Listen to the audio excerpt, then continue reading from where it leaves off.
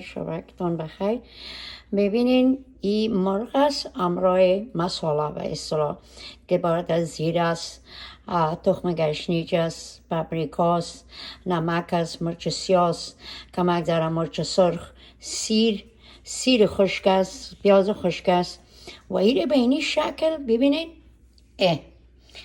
برای مثل یک ساسج قسمی یا آداک وردور میکنین از این پلاستیکایی که سر غذا میمونین از این استفاده کنین به این شکل جور کنین. اولین کار میکنین این رو جوش میدین، بعد از این پلاستیکش جدا کنین.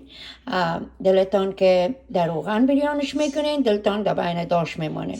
فوق العاده مزه‌دار میه دوستا. خواستم همراهتان شریک بسازم، بسیار مزه‌دار میه.